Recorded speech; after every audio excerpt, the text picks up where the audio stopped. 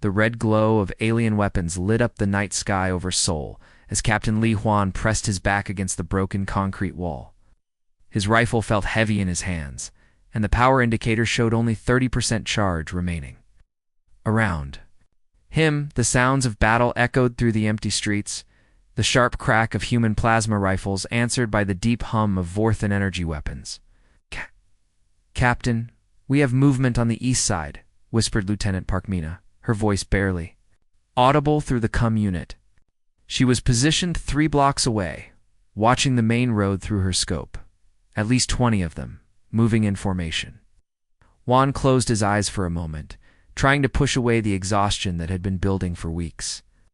The Vorthon Empire had been methodical in their conquest of human space.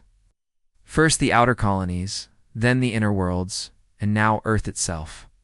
They had superior numbers, better technology, and what seemed like unlimited resources. Humanity's greatest military minds had tried everything: surprise attacks, defensive strategies, even desperate suicide runs, but nothing had worked. "Copy that, Mina. Hold position and wait for my signal," Juan replied, checking his weapon. One more time. The Vorthan soldiers were tall, nearly 8 feet in height, with crystalline armor that seemed to absorb most human weapons' fire. Their own weapons could cut through reinforced steel like paper. The ground shook beneath his feet as another orbital bombardment struck somewhere in the city center.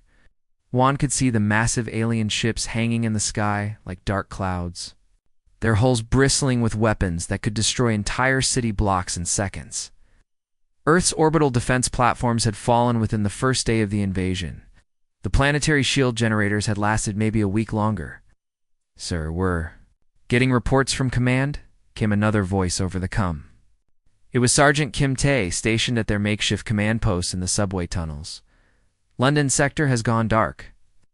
Tokyo is requesting immediate evacuation. The defense grid around New York collapsed an hour ago." Juan felt his stomach drop. Each of those cities had held millions of people. Now they were either dead or captured, and he tried not to think about what the Vorthons did with their prisoners. The few survivors who had escaped from the outer colonies told stories that kept him awake at night. "What about the evacuation ships?" he asked, though he already knew the answer would be bad. 17 transports made it past the blockade. Tae replied, "Maybe 50,000 people total. The rest... ... His voice trailed off. 50,000 out of 8 billion. The numbers were so terrible that they almost seemed unreal. Juan had grown up in a world where humanity controlled dozens of star systems, where their technology was advancing rapidly, where the future seemed bright and full of possibilities. Now, all of that was gone, reduced to scattered groups of survivors hiding in ruins and underground tunnels high above the planet. Admiral Kim Jun stood on the bridge of the orbital station Defiance, watching the tactical display with growing despair. Every red dot on the screen represented a human position that had gone silent. Every blue marker showed Vorthan forces advancing without resistance. The alien fleet surrounded Earth like a steel trap, cutting off any hope of escape. "Admiral," his aide Captain Yusung called out, his voice tight with stress, "we're receiving a transmission from the Vorthon command ship. They're offering terms." June turned to face him, already knowing what those terms would be. "What do they want?" "Complete surrender. They say they'll spare 1 million humans as specimens for study. The rest will be eliminated as a threat to galactic stability." The Admiral stared at the holographic display showing Earth's dying defenses. 1 million people out of 8 billion? It was better than total extinction, but not by much. Those who survived would probably wish they hadn't. "Signal all remaining units," June said quietly. "We fight to the last man. No surrender." Deep beneath the frozen ground of Siberia, Dr. Choi Hanna worked frantically in her underground laboratory. The facility had been built to survive nuclear war, but she wondered if it would hold up against Vorthon weapons. Her project had been dismissed by most scientists as impossible: a quantum resonance device that could theoretically send signals across vast distances instantly. But as the world burned above her, she continued working with desperate intensity. The device itself looked unremarkable: a cylinder about the size of a trash can, covered in cables and sensors. But according to her calculations, if she could Create a stable quantum field. It might be able to transmit a message beyond the normal limits of space and time. The energy requirements were enormous, far beyond what current human technology could provide. But she had found something in the ancient ruins of Antarctica that might work. The facility shook as explosions echoed from somewhere above the Vorthen. Ground forces were getting closer. Hana's hands trembled as she entered the final commands into her computer. She had no idea what she was really doing, or who might receive the signal if it worked. But humanity was facing extinction, and impossible. Dreams were all they had left. "Please," she whispered to the empty laboratory. "If anyone is listening, we need help." The machine began to hum with power, and strange lights danced across its surface. Something was happening, something that defied everything she thought she knew about physics. But whether it would be enough to save humanity was another question entirely.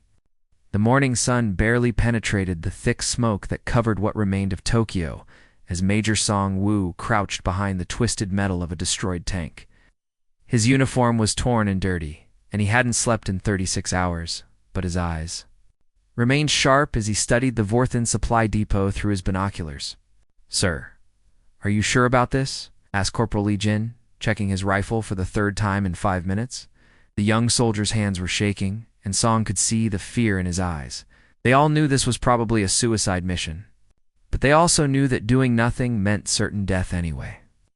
"The depot supplies their entire eastern front," Song replied, his voice steady despite the circumstances. "If we can destroy it, we might buy the evacuation ships a few more hours." He didn't mention that most of the evacuation ships had already been shot down. Sometimes hope was more important than truth. The Vorthon facility was a massive structure that seemed to grow from the ground itself, its crystalline walls pulsing with energy. Alien soldiers moved around it in perfect formation, their tall figures casting long shadows in the morning light. Song counted at least 40 of them, all armed with weapons that could cut through human armor like it was made of paper. "Remember? We go fast and hard," Song told his squad of 12 men.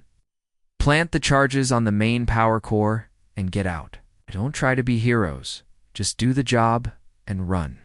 They moved through the rubble-filled streets like ghosts, using the destroyed buildings for cover. Song had been fighting the Vorthens for 3 months now, and he had learned their patterns. They were efficient and deadly, but they also followed strict protocols that could be predicted if you were smart enough. The attack began at exactly noon.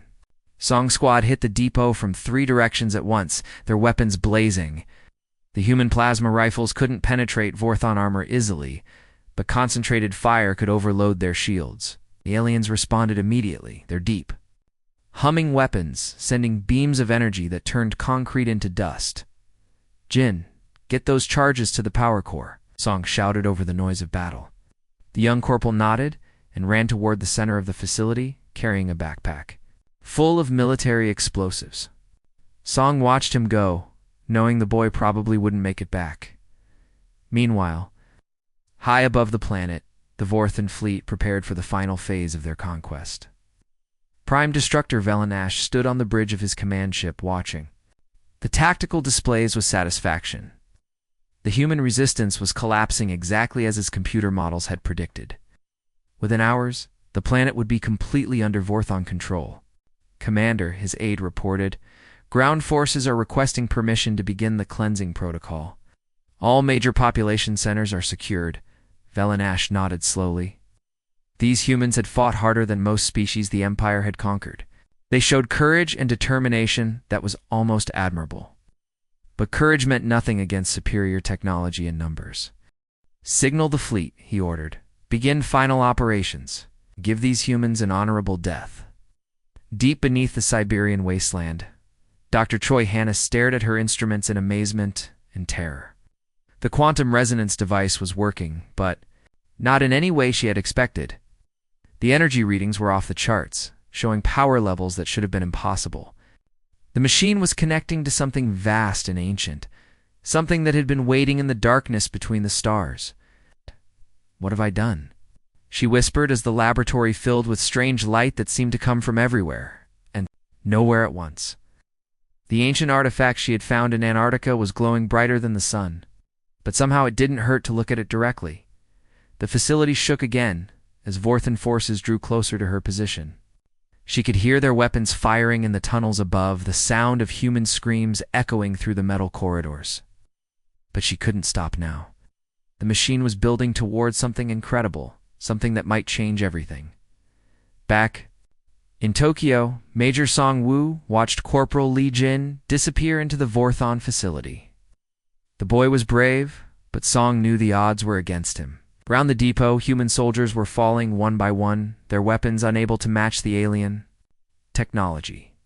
Song himself had been hit in the shoulder, and he could feel warm blood running down his arm. "Sir, we need to pull back," shouted one of his men. "We can't hold this position." Song looked at the facility, then at his remaining soldiers. Had done their best, but it might not be enough. The Vorthons were too strong, too advanced, too numerous. Humanity had fought with everything they had, but sometimes courage wasn't enough. Then the explosions began. Corporal Jin had reached the power core, and the charges detonated in a chain reaction that shook the entire district. The Vorthan facility collapsed in on itself, its crystalline walls cracking and falling. Secondary explosions followed as stored energy weapons went off, creating a fireball that could be seen for miles. "Fall back," Song ordered, and his surviving men began to retreat through the ruins. They had won this small battle, but the war was still being lost.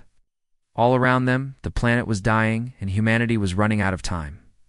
High above, Admiral Kim Jun received the reports from Earth's surface. Every major city was falling. Every defensive position was being overrun. The evacuation ships were too few and too slow. In a matter of hours, the human species would be extinct. "Sir, Captain," Yusung said quietly, "we're detecting massive energy signatures from the Siberian facility. Dr. Choi's experiment is generating readings we've never seen before." June stared at the impossible data streaming across his screens. Whatever Hannah had created down there, it was beyond anything human science had achieved. But it was also their only hope. In the cold darkness between galaxies, where no stars shine and no planets orbit, massive structures that had been sleeping for thousands of years suddenly began to wake up. These were not natural objects. They were machines, built by hands, that had long ago left the known universe behind. Each one was the size of a small moon, covered in patterns that hurt to look at directly, filled with technology that could reshape reality itself. The signal that Dr. Choi Hannah had accidentally created was spreading through dimensions that had no names, touching systems that existed outside normal space and time. It was a simple message, crude and desperate. But it carried something that cut through the endless void like a knife, the cry of children in danger. "Fleet." Commander Onboog felt the signal reach him while he stood in the control center of the world ship Eternal Dawn. The sensation was like being struck by lightning. But instead of pain, it brought a flood of memories he had tried to forget.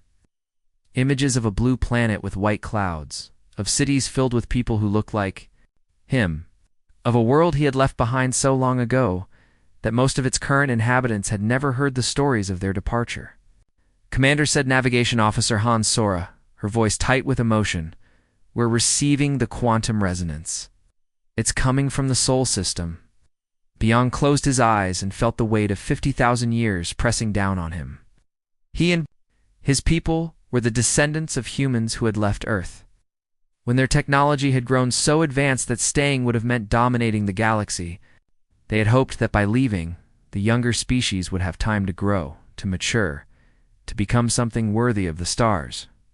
"How long has it been?" asked Tactical Officer Park Hyun, though he already knew the answer. They all did. 50 millennia. Byung replied.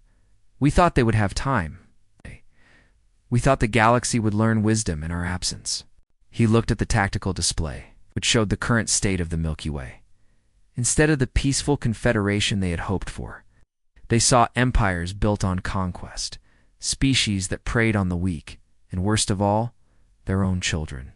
Facing extinction, the world ship's sensors could see across vast distances. What they showed made Byung's heart heavy. The Vorthan Empire had grown powerful while the Watcher slept, conquering system after system through brutal efficiency.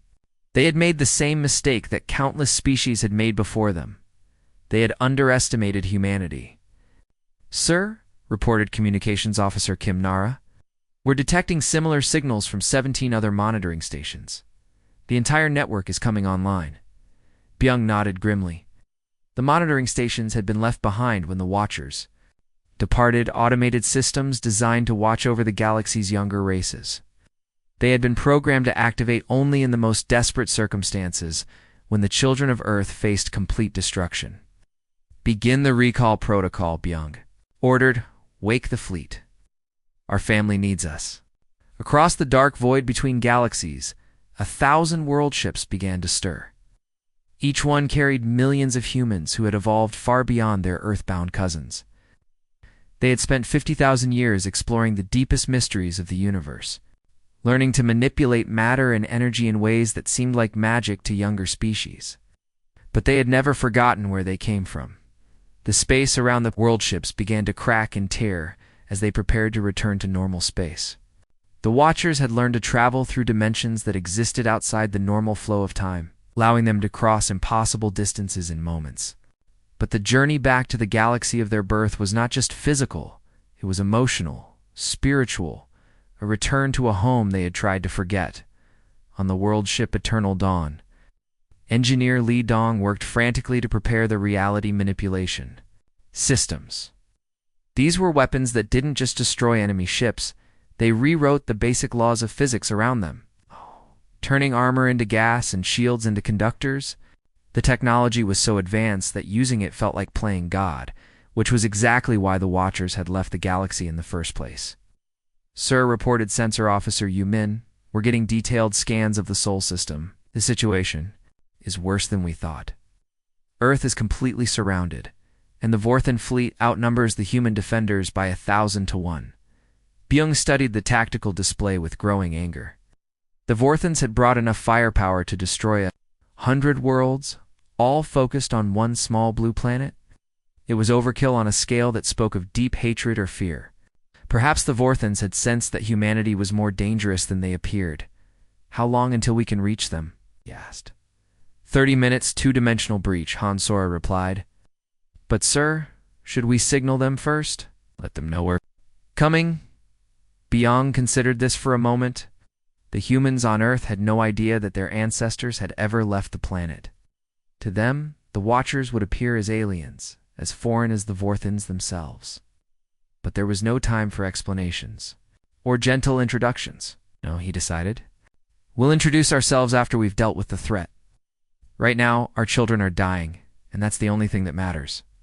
The world ship's engines began to charge, drawing power from sources that existed outside normal space. Around them, the other ships of the fleet were making similar preparations. Soon, the skies above Earth would open, and the Vorthans would learn what humanity truly was when given time to grow.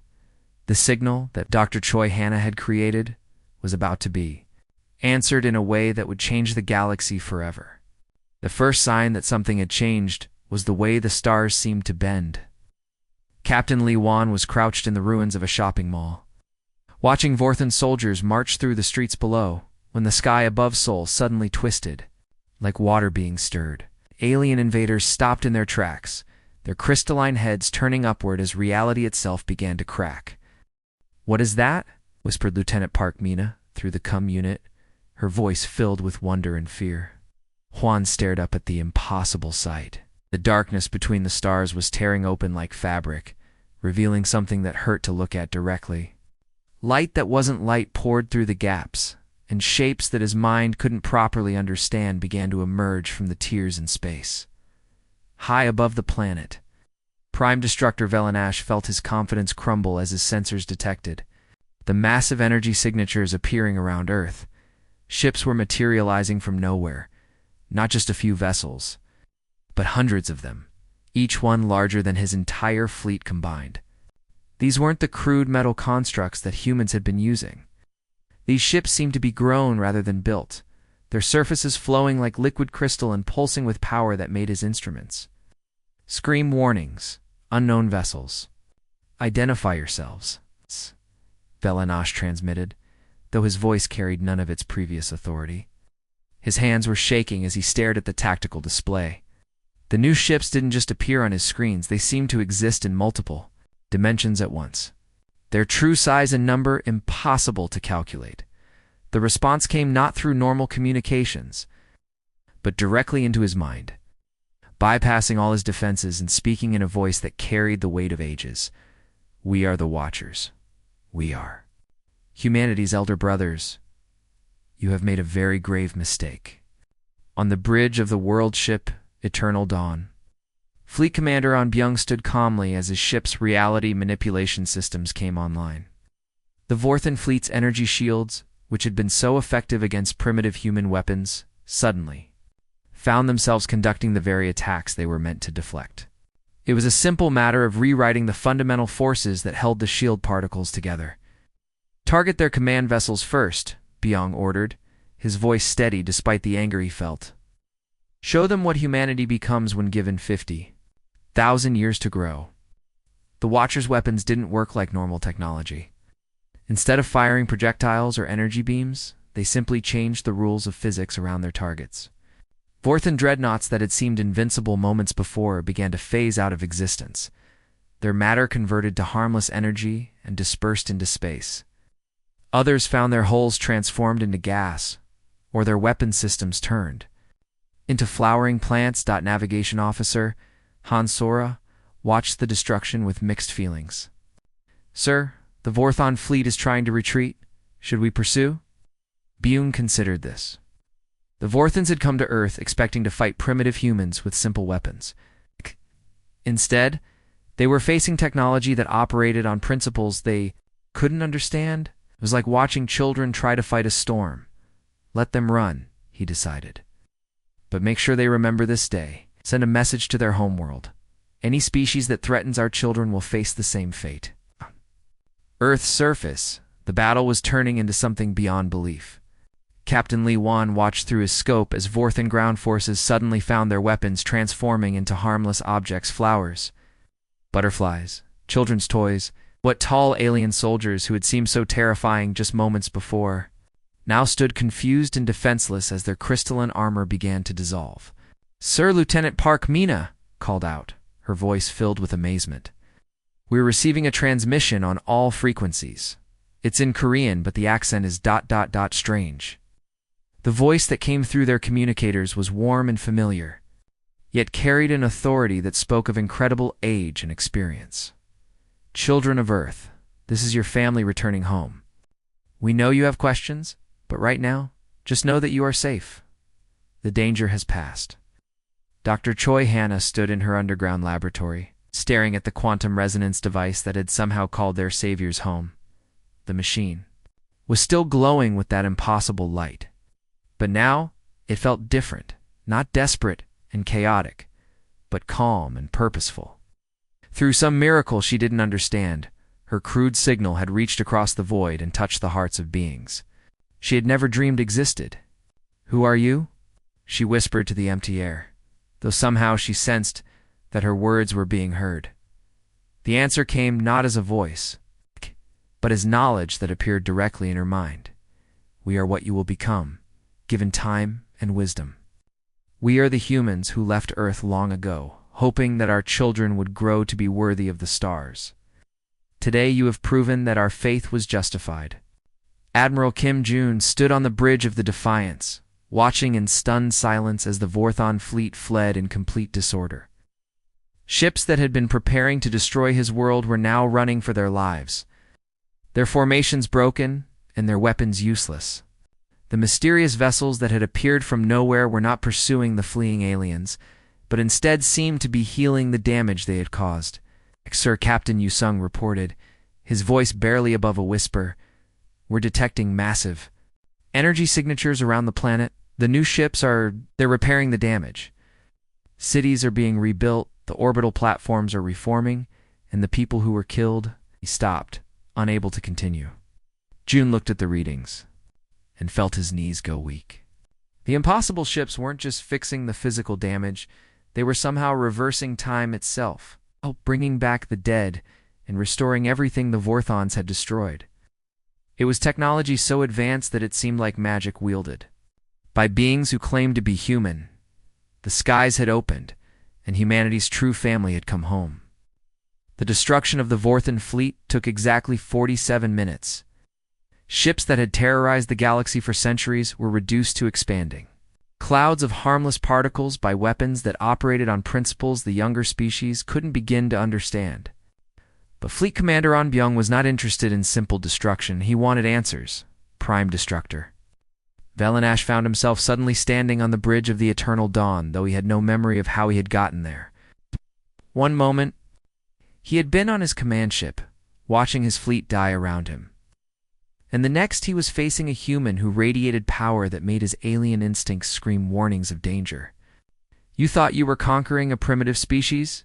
Byung said, his voice carrying the weight of 50,000 years. "But you were merely fighting our children while they were still learning to walk." Velanash stared at the human in disbelief. This being looked like the same species his forces had been slaughtering. But there was something fundamentally different about him. The air around him seemed to bend and twist, and looking directly at him made Velanash's head hurt. "Impossible," the alien stammered. "We monitored your development for centuries. You were nothing but crude bipeds with simple tools and limited technology. We were the ones who chose to leave," Byung explained patiently. "We saw what the galaxy might become if we remained to dominate it.